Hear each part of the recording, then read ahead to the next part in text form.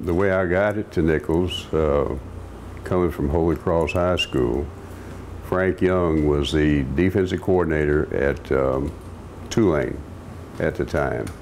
And Coach Didier, our athletic director at Nicholls, had hired Frank to be the first head coach at Nicholls State. But Frank wanted to stay at Tulane because he thought they were going to have a bowl team, which they did, went to Liberty Bowl that year. So he wanted me to come down and do all the recruiting by myself the first year. So basically that's what I did. I put about 25,000 miles on an old station wagon and in a short period of time.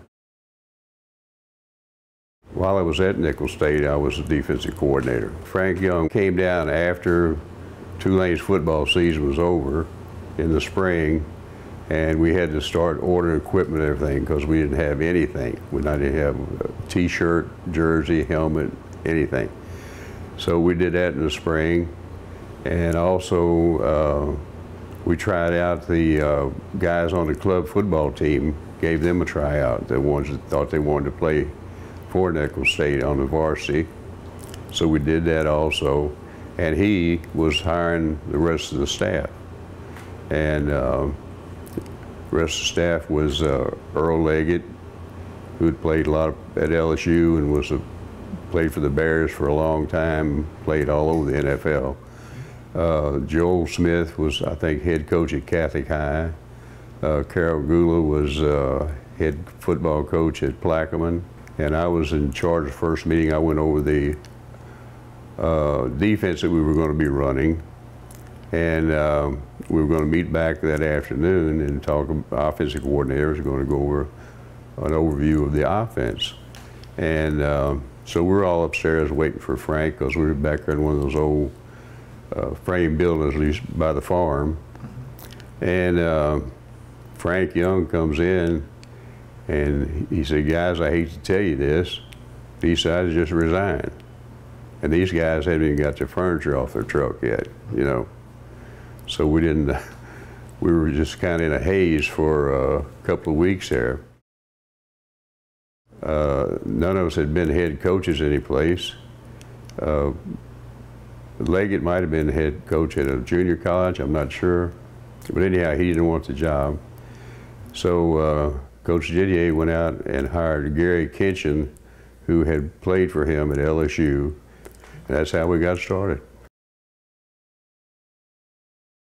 Yeah, there was a lot of players, you know, around. Terrebonne Parish, Lafourche, over on the river, and of course New Orleans and Baton Rouge. And just went with, all I had was a picture of what they said we were going to have, the stadium and the dormitory and also the athletic building, Barker Hall, you know. And that was one thing. After that first year, we had all three of those things in place for the players. So that was, like I say, that was about all I had to recruit with. And try to get home visits with their parents. And you know, you have to, in sales, recruiting is just like sales. You have to sell yourself first, and then you sell your product. So I would try to sell I'd bring brochures from the town, show them the different things, you know, and the school and anything I could think of that would try to impress them. And the dormitory was like none other around. It was all on one story, and everybody had a ground floor room. And it was really unique, you know. And then the stadium came along, and you know, it was nice and new and was impressive back there. And then, of course, the dressing facilities and the offices and everything, we were the newest ones in the state, so that helped out a lot, especially that second year when we were recruiting. The first season we played 3 freshman teams and we played 2 varsity teams that year. And we lost to the 2 varsity teams by about a touchdown, but we didn't lose a freshman game. We played Mississippi Southern, Mississippi, and Tulane, and Florida State were our 3 freshman team that we played. And we beat Florida State, we beat Southern Miss, and then Tulane came from behind and tied us. So we didn't have a loss against a freshman team. We had a pretty good following right away as far as football, because I think the town and everything was football hungry. We first started off, we had an old bus, I don't know what year it was, like a 1930 something bus, and it broke down on top of the Mississippi Bridge one night. So the next day, Mr. Harvey Pelche called up and said, or probably called Coach Diddy and said, "Look, I heard y'all broke down on the bridge." He says, "Y'all need a new bus?" He said, "Boy, do we." So he paid for a 50-passenger bus, and that's what we used to travel in. So we'd take 50 guys on a bus, and then we'd have our trainers and managers in a U-Haul truck or something with all the equipment and everything. The students were excited about it, supported the team real well. That was one of the big things, getting students to stay there, because it was a commuter school. And usually on Fridays they were gone, gone home or doing something else, So getting them to stay there, so they were starting to stay and watch the games and support the team. They had pep rallies up on campus and everything, and I'm sure that the players, talked to the students and talked to them about staying and watching. And then as far as the faculty was concerned, we tried to, they were a little bit anti-football because they were getting all that money for their programs, so when football came, they pulled that back. So we tried to do as much as we could as far as having good relationships with the faculty. We lost Coach Leggett, left, lost him as one of the coaches and brought in T.C. Calmes out of Baton Rouge, and which was, it wasn't a bad move, okay? And I think we got another coach, another full-time coach, because we were operating with 5 full-time coaches and a couple of graduate assistants, that first year. And of course we got a couple more grad assistants and another full-time coach, so that helped out a lot too.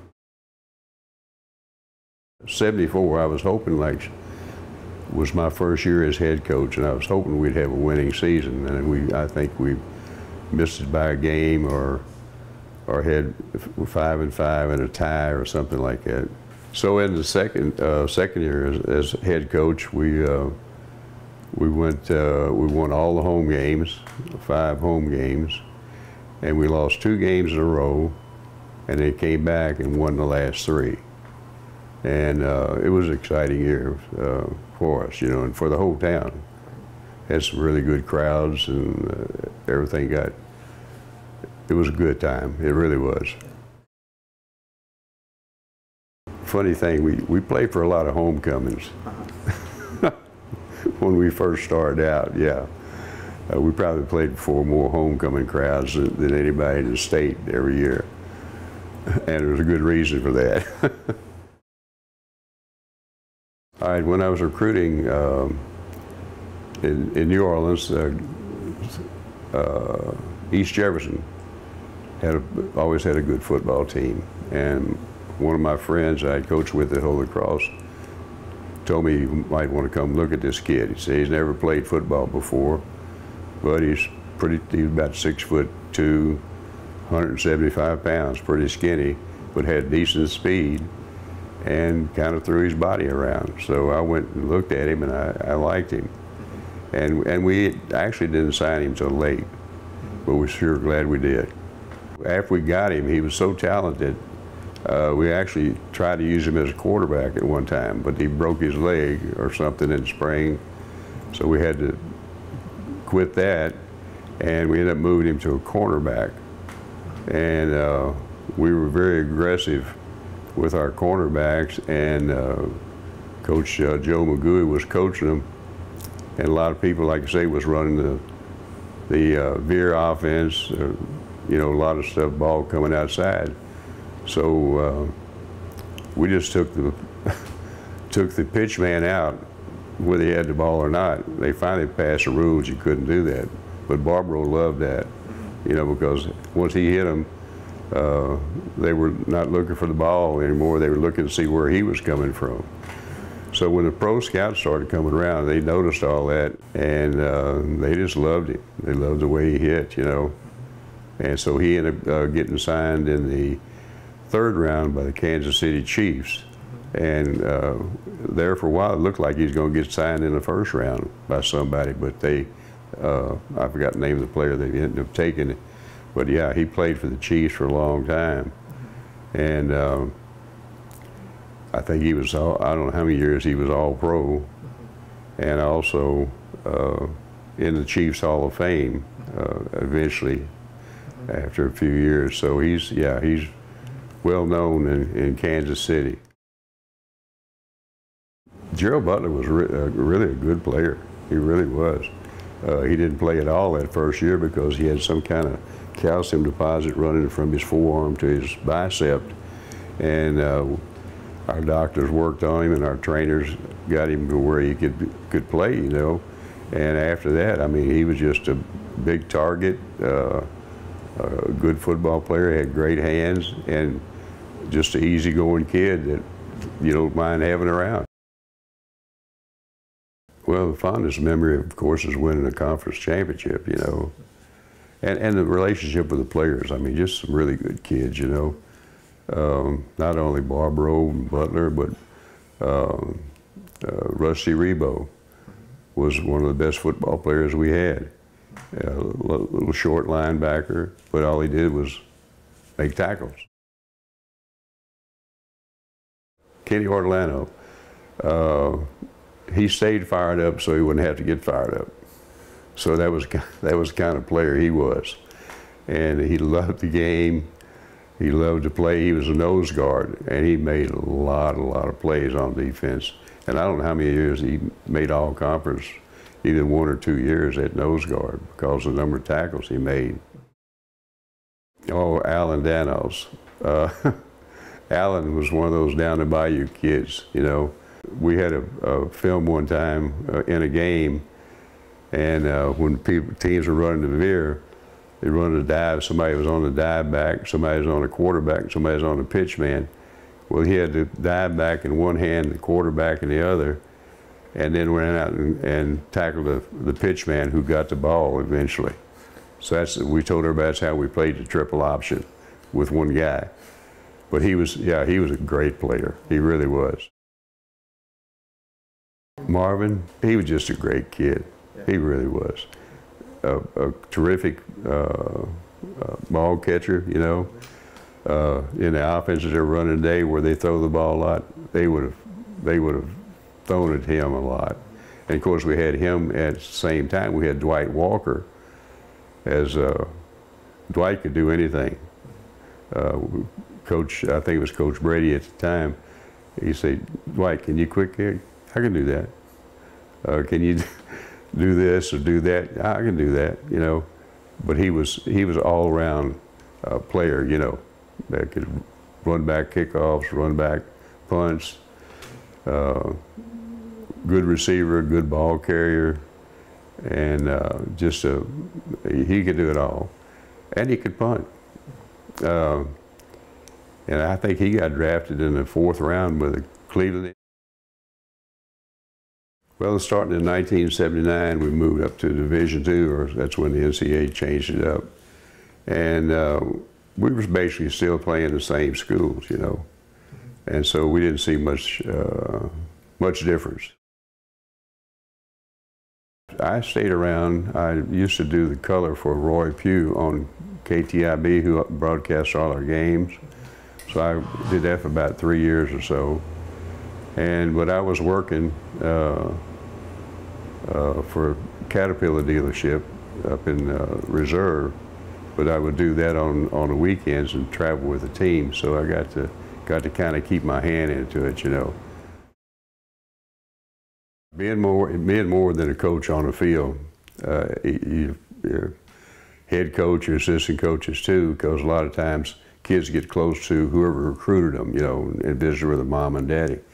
And when you recruit a kid, the last thing you hear is, our coach take care of him. That means just make sure he gets up and goes to his class, you know, he's eating right, you know, he's making practice and all that stuff. So, yeah, you have to develop that type of relationship, you know, with the players. They have a group of guys that still get together every year, and they're the ones that started. I didn't start it or anything like that, but I always attended. Up to this last year, I just physically couldn't do it.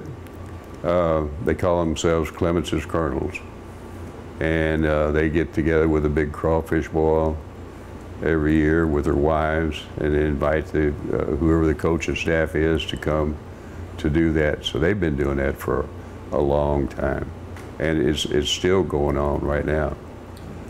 Yeah, Clements Colonels.